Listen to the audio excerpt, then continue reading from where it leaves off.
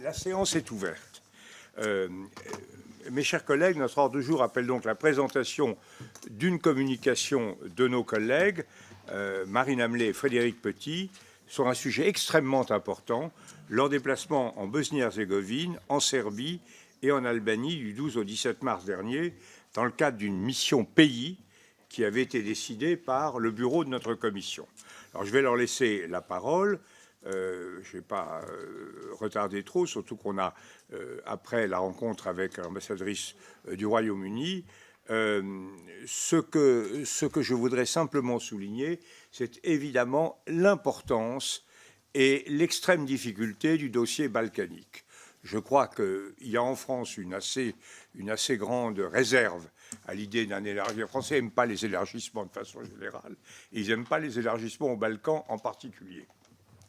Mais il faut voir que nous sommes là sur une pression extrêmement forte de l'ensemble de la communauté européenne. Nous sommes également confrontés à des tentatives de pénétration et de déstabilisation extrêmement actives, notamment de la Fédération de Russie en direction de ces pays. Nous avons des problèmes d'adaptation de ces pays aux conditions dites des critères de Copenhague pour l'adhésion. Et nous avons enfin, et surtout, peut-être des tensions internes extrêmement vives à l'intérieur de ces pays. Et avec donc pour toutes les raisons, ce qu'on appelait traditionnellement la poudrière des Balkans doit retenir notre attention et notre analyse. Alors je ne vais pas parler plus longtemps. Je laisse la parole à nos deux rapporteurs, et j'ai l'impression, sinon d'ailleurs on aurait commencé par Madame Hamlet, j'ai cru comprendre que c'était Frédéric qui faisait l'introduction. Frédéric, c'est à toi. Merci, Monsieur le Président. Je vous prie de m'excuser. Je sais me déplacer dans les Balkans, mais j'ai encore un peu des problèmes à prévoir mon temps dans Paris. Je vais... Ici, à maîtriser le temps dans les Balkans, c'est vraiment beaucoup plus fort. C'est pour ça que j'ai été surpris ce matin. Excusez-moi. Je vais faire un propos introductif qui est assez rapide, parce que je pense que ce qui est intéressant, c'est la discussion que nous aurons après. Je voudrais insister sur quelques points. D'abord, je voudrais dans mon propos mettre le projecteur un peu différemment sur ce que nous avons essayé de faire dans le rapport. Je rappelle que dans ce rapport, comme vous avez lu, chers collègues, nous avons essayé, dans une réunion préparatoire au déplacement, nous avons essayé d'éviter le piège de travailler par pays, de dire grand 1 Serbie, grand 2, etc. Nous avons essayé de trouver des thématiques qui nous paraissaient des thématiques transversales et les thématiques qui nous permettraient de poser un certain nombre de sujets ensemble pendant ce débat. Je voudrais tout d'abord remercier mes deux partenaires, donc Marine Hamlet et Maxine, parce que c'était fluide, on va dire comme ça, c'était fluide. Nous n'avons pas, il y a des choses sur lesquelles nous ne sommes pas d'accord de manière très claire, mais quand les accords sur les désaccords sont clairs, ça va, et on peut travailler. Et je crois que Maxine a aussi eu un rôle, je la remercie rarement d'ailleurs, j'oublie toujours, et elle a eu un rôle de rigueur et de médiatrice important. Le premier sujet, donc je vais rappeler 3 coups de projecteur un peu différents de ceux qui sont dans le rapport. D'abord, moi j'évite de parler des Balkans 6. Généralement, quand je pose ces sujets, je parle Balkans 11. Je crois que les sujets fondamentaux, qui ne sont pas là des sujets d'intégration, puisque dans ces Balkans, il y a 5 pays qui y sont déjà, dont un depuis très longtemps, la Grèce.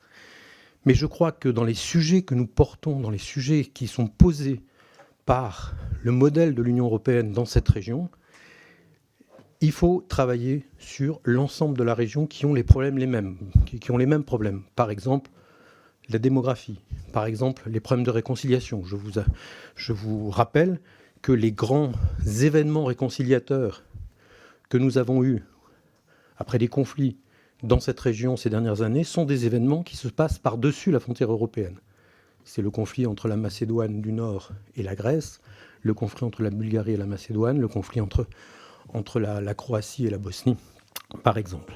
Donc je crois que c'est important de ne pas réduire le travail qu'il y a à faire et tout ce contexte au Balkan 6, mais à toujours parler des Balkans 11. Le deuxième coup de projecteur que je voudrais mettre, c'est le problème de la démographie.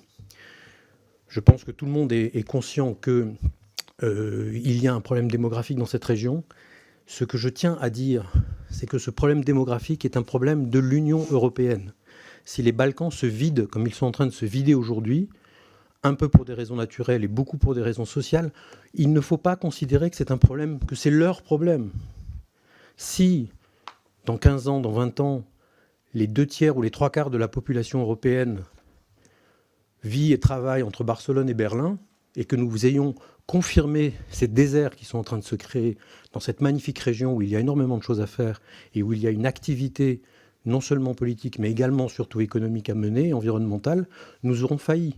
Il faut que, c'est un mot qu'on utilise en France qu'il faut utiliser délicatement avec nos partenaires européens, mais il y a une notion de politique d'aménagement du territoire qu'il faut avoir. Sinon, nous allons recréer ces déserts, la diagonale du vide française, nous allons la recréer en Europe, et ça sera une catastrophe. Donc ce problème démographique est quand même assez particulier. Troisième point, je voudrais insister sur deux notions qu'on confond parfois, et qu'à mon avis, il ne faut pas confondre si on veut bien les régler. C'est corruption et népotisme, corruption et influence. Ce sont deux phénomènes qui sont mélangés dans les Balkans, qui sont très présents, on le sait, c'est clair, mais qui sont un peu différents. La corruption, c'est je m'enrichis personnellement sans scrupule et je joue de mes positions ou de mes élections pour... voilà, la corruption, c'est par exemple le partage de la Bosnie, pour moi, c'est une affaire de corruption au moment de Dayton. C'est-à-dire que ça a marché aussi parce que les trois entités se sont partagées le business. Voilà. Le népotisme, c'est un peu différent. Ça marque beaucoup ce qu'on appelle les civil servants en anglais. On dit fonctionnaires en français, mais c'est un peu plus large. C'est-à-dire ceux qui sont chargés de faire tourner la société et qui ont des réflexes assez fréquents d'utiliser leur place pour favoriser le clan, la famille, etc. Et je crois qu'il faut faire la différence. Les deux sont un grave problème, et il faut faire la différence parce que la résolution de ces problèmes n'est pas la même. Et enfin, je voudrais finir en rappelant, et ça c'est évidemment le député de la circonscription qui parle, en rappelant qu'il y a, dans ces pays, il y a des Français qui font un travail passionné, et passionnant souvent. Ils ne sont pas très nombreux, hein. C'est pas là où j'ai le plus d'électeurs, mais ce sont des gens généralement qui ont une âme de pionniers, une âme européenne. Voilà, on a rencontré les jeunes de Veolia, on a rencontré les jeunes ingénieurs qui sont en train de nettoyer, de reconstruire la centrale de déchets, de traitement de déchets de Belgrade. Nous avons du travail à faire, nous avons des vignerons qui commencent à venir. Il y a un travail pour des jeunes Français et pour notre travail bilatéral qui a été relancé il y a 3 ans par le président de la République et qui commence à porter ses fruits. Donc il y a des Français présents sur lesquels on peut commencer à s'appuyer. Voilà, Monsieur le Président, j'ai terminé. Je crois que j'ai été relativement rapide et... Vous avez été d'une imperatoria brevitas, mon cher collègue. Merci. Le trafic d'influence, à mon avis, c'est quand même le dénominateur commun des deux phénomènes. Tout à fait. Madame Hamelé. Monsieur le Président. Oui. Pardon. Rapidité, effectivement, tu as rattrapé le retard. À mon tour de faire des remerciements à Maxine et à Frédéric. Maxine pour son travail, beaucoup de travail, et à Frédéric pour sa patience aussi, puisque il l'a dit tout à l'heure, il est élu des Français de l'étranger et de ce secteur, donc il avait une longueur d'avance sur moi, ce qui m'a permis d'avancer un peu plus vite et surtout d'apprendre beaucoup de choses. Le travail s'est fait, alors tu l'as dit tout à l'heure, avec des divergences de points de vue, mais toujours beaucoup de respect. Et donc, c'était très agréable au final. Donc, merci à tous les deux. Alors, moi, je vais à présent revenir sur les questions de sécurité et de défense, qui sont incontournables pour aborder la région et qui peuvent avoir un impact direct sur notre pays. En matière de sécurité, 3 risques principaux doivent être signalés. La criminalité organisée, qui alimente des trafics de divers ordres, dont celui des passeurs, la cybersécurité et la menace terroriste. Les Balkans demeurent la zone de passage de nombreux trafics qui s'étendent sur tout le continent européen et parfois même au-delà. On estime ainsi que 3 à 6 millions d'armes illégales circulent dans la région. Funeste héritage des guerres de Yougoslavie et qui ont pour certaines été utilisées lors des attentats du Bataclan. La France s'est mobilisée sur ce sujet et a lancé aux côtés de l'Allemagne en 2017 une initiative de coordination sur la lutte contre les trafics d'armes à feu dans les Balkans occidentaux. La criminalité organisée alimente aussi des trafics de cigarettes, de stupéfiants, qu'il s'agisse des opiacés venant d'Afghanistan ou la cocaïne venue d'Amérique latine, tandis que l'Albanie est le premier producteur européen de cannabis. Je souhaiterais m'attarder plus en détail sur la question de l'immigration illégale. Comme vous le savez, les Balkans sont une zone de transit, une zone source de flux migratoires illégaux vers l'Europe occidentale et notamment vers la France. La désormais célèbre route des Balkans a connu un regain en 2022 avec 330 000 franchissements illégaux des frontières extérieures de l'Union européenne, soit le niveau le plus important constaté depuis la crise migratoire de 2016. Une nouvelle route s'est par ailleurs développée le long de la côte adriatique. Si un plan d'action concernant la question migratoire a été adopté en décembre 2022 dans le cadre d'un sommet Union européenne-Balkans, une pression doit être maintenue sur les pays de la région pour la surveillance de leurs frontières. Cela a permis par exemple d'obtenir de la Serbie qu'elle renvoie sa politique d'exemption de visa pour les ressortissants d'une série de pays, ce qui a eu un impact direct à la baisse sur certains flux migratoires. J'en viens désormais à la cybersécurité. Pour rappel, tous les pays de la région, à l'exception de la Serbie, ont été victimes récemment de cyberattaques de grande ampleur. L'Albanie a notamment été visée à plusieurs reprises en 2022, dans l'été 2022, qui s'explique par la présence dans ce pays d'opposants au régime issus de l'organisation des Moudjahidines du peuple iranien. Les pays de la région demeurent vulnérables à ce type d'attaque, ce qui a motivé le projet franco-slovène de Centre régional de développement des capacités cyber, qui doit être lancé d'ici l'été 2023 et sera basé au Monténégro. La France essaie de conduire de façon générale une politique active de coopération dans le domaine sécuritaire qui s'appuie sur un pôle de sécurité en Europe du Sud installé à Belgrade depuis 2012. Il s'appuie également sur des dispositifs bilatéraux comme l'unité permanente de renseignement criminel franco-serbe chargée de la lutte contre les trafics d'armes, de munitions et d'explosifs. Le troisième enjeu sécuritaire majeur, le risque terroriste, lié notamment au risque de radicalisation islamiste qui a germé dans certaines franges des populations bosniaques et albanophones. Si les Balkans occidentaux ont été peu touchés par le terrorisme islamiste, ils ont nourri les départs de combattants vers le Levant. Environ 1100 combattants depuis 2012. Et les pays concernés ont dû faire face ensuite à la question du retour des combattants, ce qui n'a pas été sans poser de grosses difficultés. De plus, les pays de la région ont pu être un point d'appui à la poursuite d'activités terroristes en Europe via les diasporas présentes sur le continent, comme l'a illustré l'attentat de Vienne en novembre 2020, dont l'auteur était issu de la communauté albanaise de Macédoine du Nord. En outre, avec la guerre en Ukraine, la menace posée par des formes de violence d'ultra-droite s'est accrue autour d'individus radicaux cherchant à s'engager aux côtés de l'armée russe et susceptibles de vouloir préparer des actes violents à leur retour en Europe. J'en viens maintenant aux questions de défense qu'on peut aborder selon deux données majeures. D'une part, il faut bien voir que l'OTAN ne fait pas consensus dans la région. L'Albanie en est membre au même titre que le Monténégro et la Macédoine du Nord, mais la Serbie est opposée à toute adhésion au nom de sa neutralité. Le souvenir des bombardements de 1999 dans le cadre de l'opération Force alliée demeure vif dans la population, hostile à une adhésion à l'OTAN. En Bosnie-Herzégovine, le positionnement varie entre les communautés. Les bosno-serbes étant réservés, voire hostiles, comme le souligne la position des autorités de l'entité serbe. En dépit de ces oppositions, des coopérations existent dans ces deux pays et l'OTAN, qui, comme vous le savez, a longtemps été présent à Sarajevo dans le cadre d'opérations de maintien de la paix, avant de céder sa place en 2004 à la mission EUFOR Althea, qui compte un contingent français. Cette mission dépend d'un mandat qui fait à chaque fois l'objet d'un vote au Conseil de sécurité de l'ONU et qui vise à maintenir un environnement sûr et à soutenir le développement des forces de sécurité et institutions locales.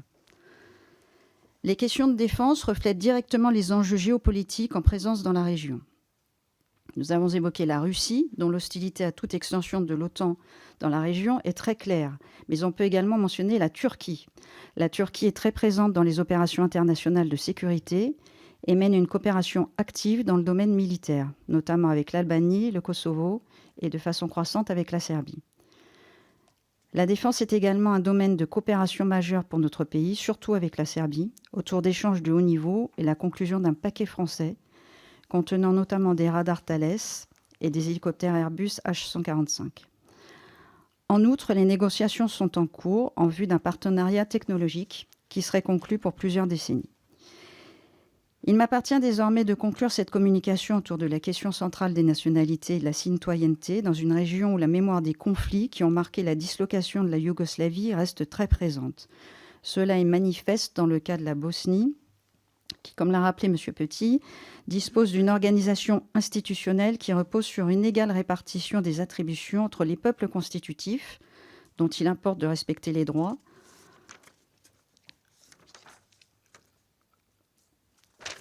Excusez-moi. En effet, si Sarajevo a été condamné par la Cour européenne des droits de l'homme en raison de l'impossibilité pour les Bosniens non issus de l'un des 3 peuples constitutifs de se porter candidat à différentes élections, je pense que nous devons faire très attention à ne pas encourager une remise en cause radicale des équilibres existants, sous peine de nourrir des tensions entre les communautés. Dans le cas de la Serbie, la question de la nationalité des minorités renvoie directement aux différends qui opposent Belgrade à Pristina concernant le statut du Kosovo. Comme vous le savez, la Serbie ne connaît pas l'indépendance du Kosovo, qui a déclaré unilatéralement son indépendance en 2008. On estime aujourd'hui que près de 110 pays, dont la France, reconnaissent cette indépendance, mais aussi que 18 pays seraient depuis 2017 revenus sur leur décision de reconnaître le Kosovo, rejoignant ainsi une bonne partie de la communauté internationale, dont la Russie et la Chine, ainsi que 5 États membres de l'Union européenne. Un dialogue est conduit depuis 2010 sous l'égide de l'Union européenne et a été relancé ces derniers mois en parallèle d'un regain des tensions dans le nord du Kosovo. Les dirigeants serbes et kosovars se sont rencontrés le 18 mars dernier à Ohrid, en Macédoine du Nord, et dans ce cadre, pour tenter d'avancer sur la mise en œuvre de l'accord sur la voie de normalisation des relations, auquel la France a activement contribué et qui avait fait l'objet d'un accord de principe des parties en février. Un accord a été obtenu sur la mise en œuvre de l'annexe, mais rien n'a été formellement signé. Nos interlocuteurs en Serbie ont tous insisté, quel que soit leur bord politique, sur l'importance d'une mise en œuvre par le Kosovo dans les meilleurs délais d'une association des municipalités à majorité serbe, afin d'assurer la protection des communautés serbes du Kosovo. De nouvelles échéances sont attendues pour les prochains mois et nous devons rester vigilants, car il en va de la sécurité du continent européen et par là même de notre pays. La France cherche aussi à favoriser la réconciliation grâce à des projets soutenant la société civile, parmi lesquels on trouve l'Office régional de coopération pour la jeunesse des Balkans occidentaux, le RICO, qui vise à favoriser la mobilité de la jeunesse et l'essor des projets économiques et culturels portés par des jeunes issus de l'espace balkanique occidental, dans une dynamique de dépassement des clivages issus des conflits des années 90. Ainsi, les équilibres régionaux passent aussi par le développement de la coopération régionale dans les Balkans, qui a été identifié comme un vecteur de développement social et économique dont le principal aboutissement a été le projet du marché commun régional adopté à Sofia en 2020. Un temps bloqué par le différend serbo-kosovar, le projet a connu de premières avancées en novembre 2022 avec la conclusion de 3 accords de coopération régionale portant sur la mobilité des personnes, la reconnaissance mutuelle des diplômes universitaires et des qualifications professionnelles dans le cadre du processus de Berlin auquel la France participe. D'autres formats ont précédé ce projet, à l'instar du Conseil de coopération régionale, qui est actif dans le domaine économique et de façon croissante dans le champ sécuritaire, et dont la France a rejoint le comité directeur en 2020. Des initiatives perçues comme concurrentes ont aussi vu le jour, à l'instar du projet Open Balkan porté par la Serbie. L'Albanie et la Macédoine du Nord s'y sont associés, mais les autres pays de la région sont plus réticents et restent à ce stade en retrait. Nous en revenons au constat formulé par mon collègue il y a quelques instants. Les Balkans occidentaux sont une région, un ensemble qui partage des problématiques communes, mais qui sont avant tout des États, avec chacun une histoire et des spécificités qui ne peuvent pas être effacées. Je vous remercie. Je vous remercie. Effectivement, c'est la preuve que c'est un bon rapport, c'est qu'à la fin, on n'a pas beaucoup de solutions. Et donc, la complexité du système est apparue dans sa vraie grandeur. C'est maintenant aux représentants des groupes de s'exprimer. Et d'abord, pour le groupe Renaissance, Brigitte Klinkert. Brigitte, c'est à vous. Merci, Monsieur le Président. Merci, Madame la rapporteure. Et Monsieur le rapporteur. Mais il fonctionnait. Voilà, c'était pour les caméras. J'ai été très attentive à vos deux exposés et je vous en remercie puisque j'ai eu l'occasion moi-même il y a environ 2 mois de faire un déplacement à la fois en Bosnie-Herzégovine et en Moldavie aux côtés de Laurence Boone, secrétaire d'État chargée de l'Europe. J'ai vu dans ces 2 pays combien il y avait un désir d'Europe, mais aussi un désir de France, un souhait de travailler encore plus avec nous. Pas seulement, et je dirais même pas d'une demande d'aide financière, mais un soutien moral, un soutien par rapport à la situation géopolitique qui est celle de ces pays. Je vous remercie également d'avoir bien mis en avant les aspects sécurité, Madame Hamlet, qui sont évidemment fondamentaux dans ces pays, avec aussi, et j'ai été particulièrement étonnée en Moldavie, la grande solidarité de ces pays, et plus particulièrement de ce pays-là, vis-à-vis des réfugiés ukrainiens. Puisque ce pays de 2,6 millions d'habitants accueille 100 000 réfugiés ukrainiens, dont près de 95% dans les familles. Ça me semble être particulièrement important.